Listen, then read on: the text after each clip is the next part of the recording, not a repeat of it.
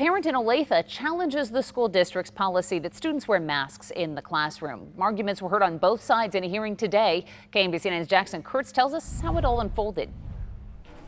Good afternoon. Keep the mask, not hurt nobody. For some parents in Olathe, kids wearing masks in the classroom has been helpful in stopping the spread of the virus. I don't see it having any harm. But others have disagreed. I heard a lot of my opinion based on this, but I didn't hear a lot of facts. At the Olathe School District's mask mandate hearing Tuesday, one parent shared his concerns on why he says masks don't work, saying they make his son have headaches. I want my son to be opted out of the Olathe School District's mask mandate. Did I read that accurately, sir? You did. Health professionals argued for the district that masks in fact do work. Mask wearing reduces the spread of COVID, without doubt. Olathe parents we spoke with agreed with district officials. I feel like it is something that the schools have done that has really shown to keep the kids safe. After hearing from both sides, the Olathe School Board will make their decision on its mask policy in 7 days. There's confusion out there among the public of what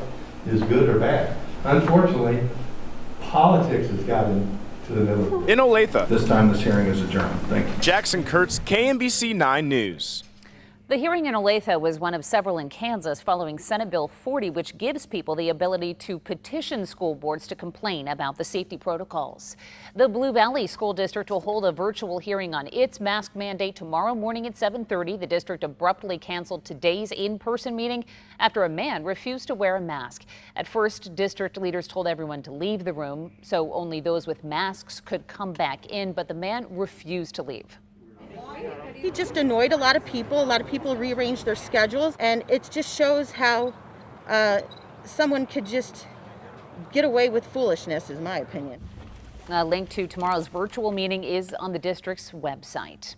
A new law in Kansas requires school districts to give parents the option of full-time in-person learning, and it only applies to the current school year. Every school in the state has already returned to in-person learning due to decreasing COVID-19 case numbers. New tonight, Missouri reports its first confirmed case of the South African COVID variant. The health department says it's a person in Jackson County. Kansas announced its first case on Friday in Finney County, and at this point there's no evidence the South African variant causes more severe disease compared to the original strain. Tonight, 137 new cases of COVID-19 were reported in the Kansas City metro. The average number of daily new hospitalizations is up slightly. Here's a look at the new cases over the last 7 days in our 9-county area. The most in Johnson County, Kansas, followed by Kansas City, Missouri. Douglas County, Kansas has about 1,900 openings for its mass vaccination clinic tomorrow. The drive-through clinic is at the county fairgrounds. Anyone 16 or older is eligible. You can make an appointment by entering this code on your screen, 284987, at the website on your screen, rather. Registration is on a first-come, first-served basis. States are expected to make all adults eligible for COVID-19 vaccines by April 19th. That is the new deadline President Joe Biden has set. The president says by the end of May, the vast majority of American adults will have had at least their first dose of the vaccine. As I said before, we can have a safe, happy 4th of July with your family and your friends in small groups in your backyard. The real question is, how much death, disease, and misery are we going to see between now and then? Friday, Missouri will open up vaccine eligibility to anyone over the age of 16. Anyone over the age of 16 in Kansas is already eligible for a shot. As more people get vaccinated, many companies are starting to think about bringing their employees back to the office. But the big questions are when and how. KMBC 9's Alan Shope has answers from an expert.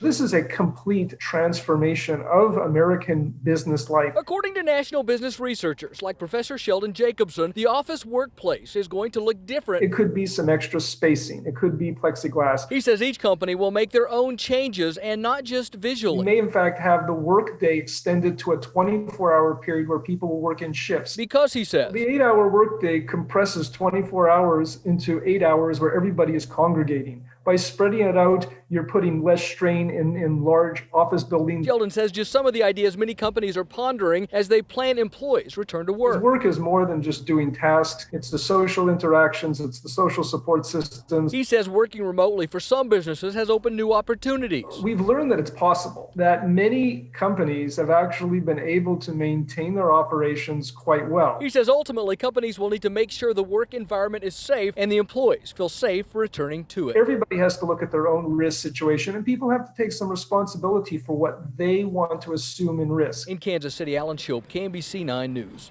Jacobson says some older workers might consider early retirement rather than returning to the office, and he says the key to success is getting workers vaccinated.